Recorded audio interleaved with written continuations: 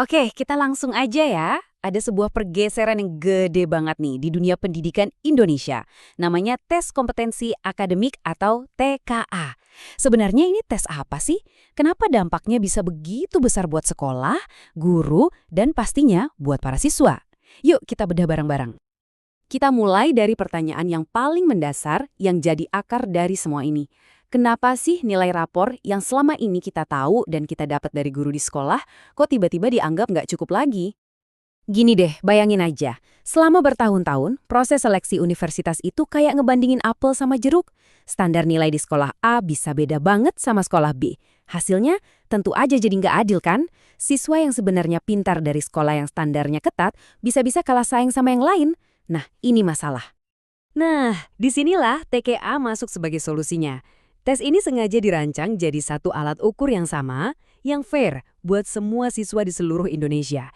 Jadi, kemampuannya diukur pakai penggaris yang sama persis, nggak peduli dari sekolah manapun asalnya. Eits, jangan sampai ketuker ya antara TKA dengan Asesmen Nasional atau AN. Gampangnya gini, AN itu ibarat medical check-up buat ngelihat kesehatan sistem pendidikannya secara umum. Nah kalau TKA, itu lebih ke rapor personal siswa yang terstandarisasi. Tujuannya beda banget. Terus, apa sih yang bikin TKA ini terasa begitu beda? Jawabannya ada di cara tes ini menguji siswa.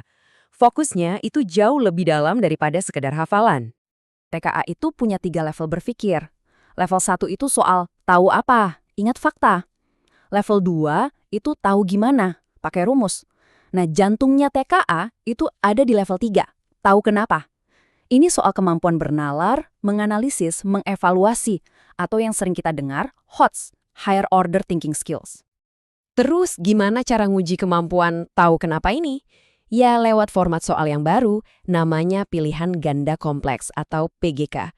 Udah bukan zamannya lagi cuma milih satu jawaban benar. Di sini bisa jadi ada beberapa jawaban yang benar, atau siswa harus mengevaluasi serangkaian pernyataan sekaligus. Kemampuan analisis benar-benar diuji di sini. Oke, teori terus kayaknya kurang nendang ya. Gimana kalau kita lihat langsung wujud asli soal HOTS level 3 itu kayak apa? Yuk kita bedah satu contoh. Oke, bayangin seorang siswa disajikan sebuah puisi yang dalam banget. Judulnya Perempuan-Perempuan Perkasa. Isinya tentang perjuangan para ibu yang bekerja keras. Pertanyaannya bukan lagi cuma tentang apa isi puisi itu, tapi apa makna di baliknya. Nah, disinilah tantangan sesungguhnya. Siswa nggak cuma diminta mengartikan puisi, tapi harus jadi juri buat 3 pendapat yang berbeda. Mereka harus mikir, pendapat si Dina ini nyambung nggak sih sama ruh puisinya? Terus pendapat Mira gimana? Tika, ini benar-benar ujian analisis mendalam, bukan lagi tes ingatan biasa. Nah, ini dia poin kuncinya. Tes yang modelnya begini tuh dampaknya bukan cuma buat siswa. TKI ini ibarat melempar batu ke kolam yang tenang, riaknya itu menyebar ke seluruh ekosistem pendidikan, terutama ke sekolah dan para guru.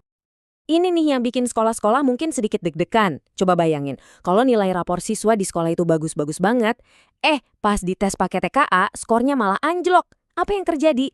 Kredibilitas sekolah itu bisa langsung dipertanyakan. Ini taruhannya nama baik loh. Kenyataan inilah yang mau nggak mau memaksa sekolah buat berbenah. Sudah waktunya untuk transformasi. Dan ada 2 area kunci yang jadi fokus utamanya. Jadi, ada 2 pilar utama transformasinya.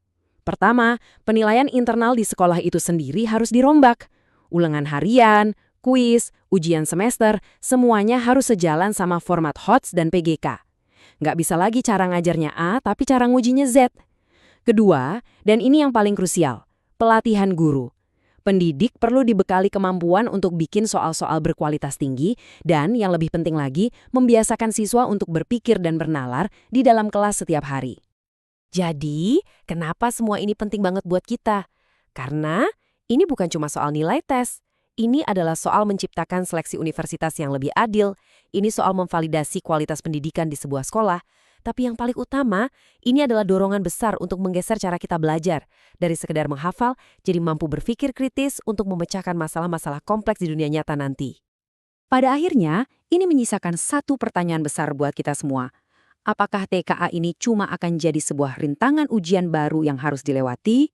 Atau jangan-jangan Inilah percikan api yang bisa menyalakan sebuah revolusi tentang bagaimana cara kita belajar di Indonesia, waktu yang akan menjawabnya.